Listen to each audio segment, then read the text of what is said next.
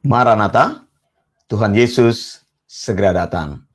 Wanda Dumais bersama dengan Anda dari Sydney, Australia.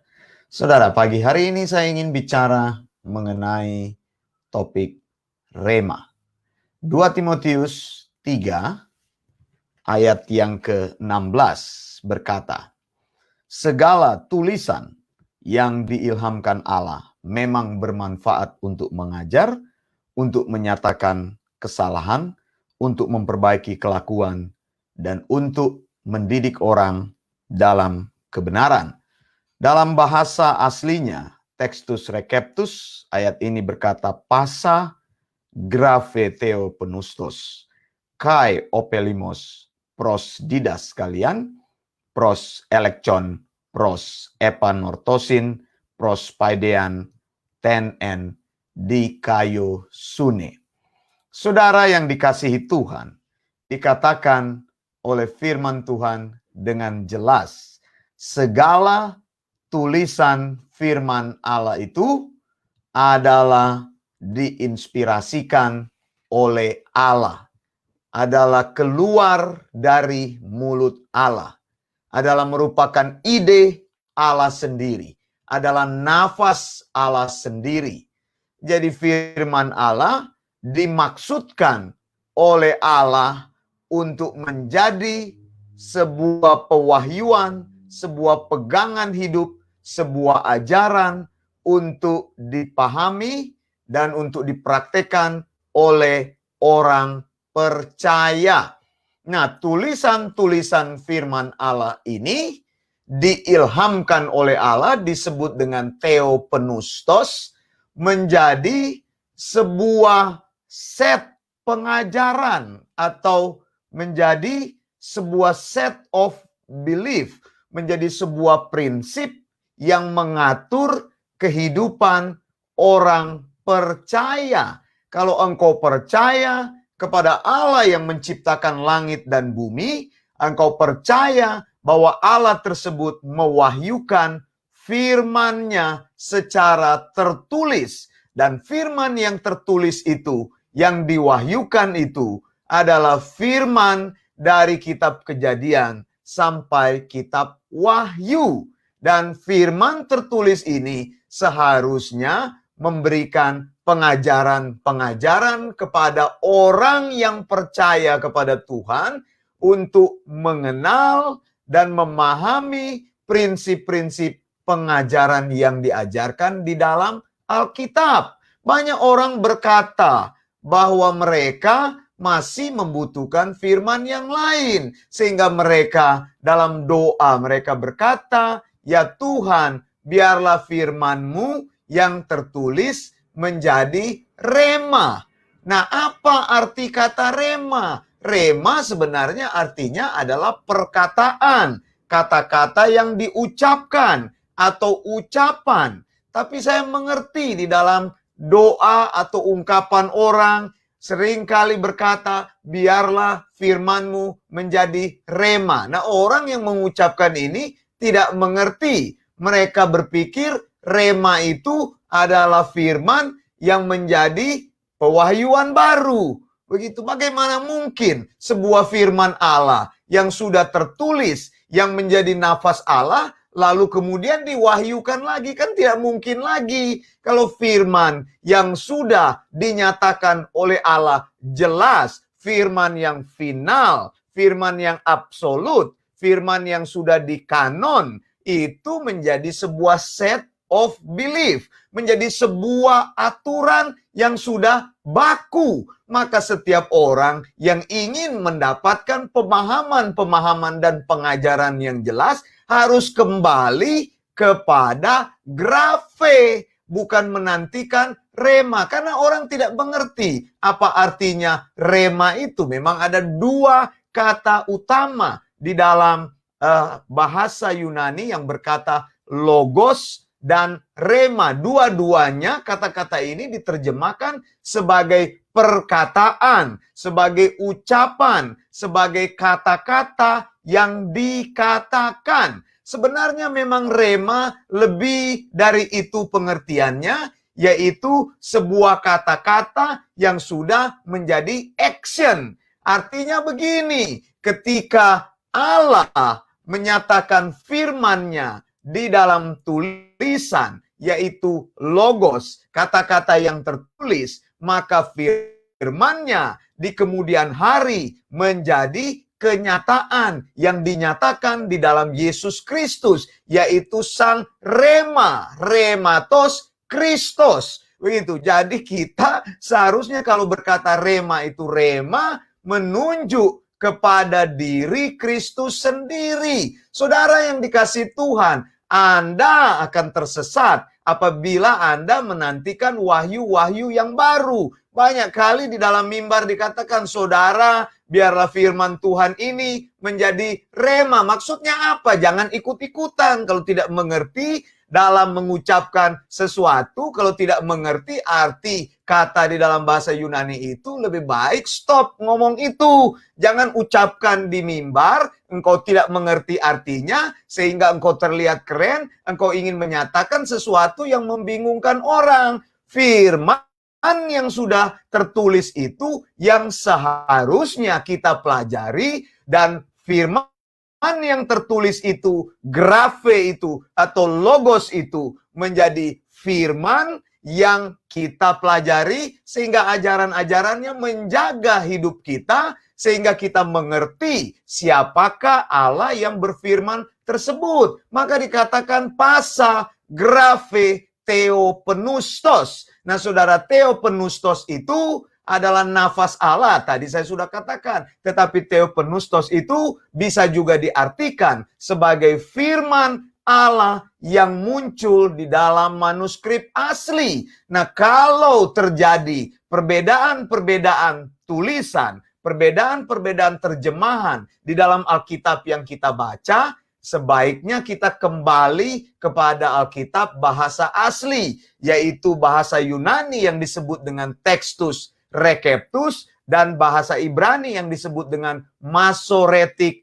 Text. Saudara yang kekasih, untuk menjaga hidup kita tetap aman, untuk menjaga hidup kita tetap berada di dalam koridornya Tuhan, maka kita harus menjaga hidup kita tetap di dalam pattern yang Tuhan telah nyatakan, yaitu di dalam theopneustos Tuhan. Theopneustos itu hanyalah firman yang semuanya Tuhan sudah nyatakan. Artinya, saudara, memang Tuhan sudah membatasi dirinya di dalam pewahyuannya dari Kejadian sampai Wahyu ke-66 kitab Alkitab tersebut. Maka walaupun kita berkata kita mempunyai Allah yang besar, kita mempunyai Allah yang ajaib, Allah yang tidak terbatas, Allah yang tidak terpikirkan, Allah yang luar biasa, Allah yang melebihi segala sesuatu, kita menggunakan kata maha di dalam penggunaan kata Allah. Kata maha ini adalah kata yang sebenarnya ditaruhkan oleh manusia untuk menaruh di depan kata Allah supaya Allah itu berbeda dari sisi kita. Sebenarnya Allah tidak perlu dikatakan lagi maha. Dia memang adalah Allah. Dia adalah pencipta yang lebih besar daripada ciptaannya. Tetapi untuk membantu manusia kan kita menaruh atau kata-kata yang memberikan penekanan lebih. Allah Maha Kuasa, Allah Maha Pencipta, Allah Maha Hadir, Allah Maha Mengetahui, menyatakan bahwa Allah itu lebih dari segalanya dari hidup kita. Dia mengetahui apa saja, dia mampu melakukan apa saja, dia mempunyai kuasa yang tidak dibatasi oleh apapun, dan pengetahuannya melebihi dari pengetahuan kita. Tetapi ingat saudara, Allah menyatakan diri kepada kita yang terbatas sehingga kita memahami apa yang dinyatakan Allah di dalam firman-Nya. Allah tidak mungkin menyatakan semua firman itu, semua hal yang tidak kita ketahui di dalam satu buku yang mungkin akan membuat kita bingung. Tetapi Allah membatasi dirinya untuk prinsip-prinsip yang penting yang harus kita ketahui. Dan prinsip-prinsip penting itu ditulis dalam grafe, tulisan yang tertulis, Theopneustos Allah, yaitu dari kitab Kejadian sampai kitab Wahyu. Kalau engkau ingin mengetahui prinsip-prinsip pengajaran dari firman Tuhan, mengetahui siapakah Allahmu yang hebat dan luar biasa itu, jangan mencari di luar wahyu tersebut. Jadi Allah sendiri menghormati firman-Nya. Allah sendiri menjaga firman-Nya. Sehingga Allah tidak mungkin menyatakan sesuatu yang bertentangan dengan firman-Nya. Semua yang tertulis di dalam firman Allah adalah Theopneustos. Kita menghormati firman itu sama seperti Allah menghormati firman-Nya. Nah, saudara yang dikasihi Tuhan, kalau engkau berkata, engkau mencari rema, engkau sedang menghina Tuhan. Kalau engkau katakan, biarlah engkau Tuhan menyatakan firman ini menjadi rema, maksudnya menjadi apa? Firman akan menjadi kenyataan di dalam hidup kita kalau kita melakukan firman itu. Bukan firman itu menjadi sesuatu lagi yang diinspirasikan. Sehingga banyak orang di dalam hidup ini mereka bilang mereka percaya penuh kepada Tuhan. Mereka beriman penuh kepada firman Tuhan. Tetapi mereka masih terus mengembangkan wahyu-wahyu baru, nubuat-nubuat. Mereka masih mencari tanda-tanda. Mereka masih suka mendengarkan suara-suara di luar firman Tuhan. Mereka ingin membuktikan kehadiran Tuhan dengan bukti-bukti fisik. Bagaimana saudara engkau mau menguji bukti-bukti fisik itu sesuai dengan kebenaran firman Tuhan? Kan tidak bisa engkau katakan, ya Tuhan, kalau memang itu engkau, tolong engkau nyatakan kepada saya ingin melihat engkau. Ya tidak mungkin saudara, Allah itu roh, Allah tidak bisa dilihat. Jadi kalau ada orang bilang dia melihat Yesus di dinding, dia melihat Yesus di awan, dia melihat Yesus dalam penampakan-penampakan, ini orang yang bodoh, tidak mengerti firman Tuhan, siapapun dia. Makanya kita perlu belajar memahami firman Tuhan yang tertulis, melakukan eksegese, belajar dengan ketat sehingga kita memahami set of belief, kita memahami didaskalia, kita memahami doktrin, dan doktrin inilah yang akan menjaga hidup kita sehingga kita selalu berada di relnya Tuhan. Saya selalu bicara mengenai ajaran yang sehat, sound doctrine, karena sound doctrine itu adalah ajaran yang muncul dari Alkitab. Yesus bicara sound doctrine, pengajaran yang Alkitabiah. Mengapa dikatakan Alkitabiah?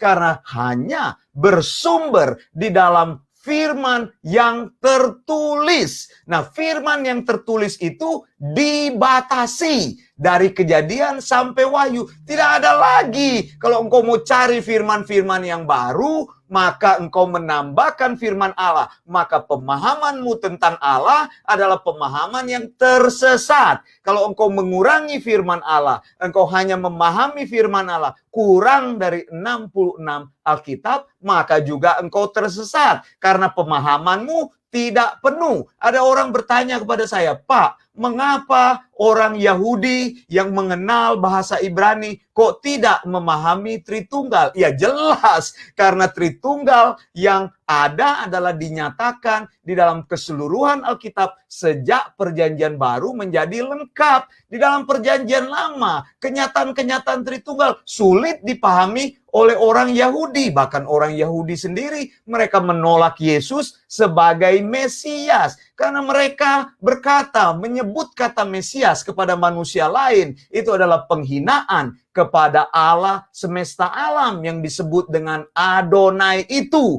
Kalau engkau berdoa kepada manusia lain, selain berdoa kepada Adonai, maka engkau melakukan penghujatan kepada Allah yang menciptakan langit dan bumi. Makanya selama Yesus ada di muka bumi ini, dia telah dituduh sebagai penghujat, sebagai orang gila, sebagai orang yang kerasukan setan, sebagai orang yang menyebarkan paham yang sesat. Saya mengerti pola pikir orang Yahudi. Makanya kalau saudara berkata mau mencari Tritunggal di dalam pemahaman orang Yahudi, ya tidak bisa. Mereka memahami Allah satu-satunya itu adalah Adonai. Kita harus memahami Alkitab secara utuh. Dari Kejadian sampai Wahyu 66, Alkitab itu harus menjadi pedoman yang jelas bagi kita. Itulah Theopneustos. Setiap orang yang menyatakan pengajaran-pengajaran tertentu harus diuji melalui Theopneustos. Jadi tujuan kita bukan hanya mendengar firman Allah, tapi kita menguji firman Allah atau menguji ajaran-ajaran yang disampaikan oleh orang lain melalui firman yang tertulis. Pasa, grafe, Theopneustos. Lalu dikatakan lagi selanjutnya adalah kai opelimos pros, didaskalian pros, elektion pros, epanortosin pros, paidean ten en dikayo sune. Saya Wanda Dumais dari Sydney, Australia. Maranatha, Tuhan Yesus segera datang. Blessings.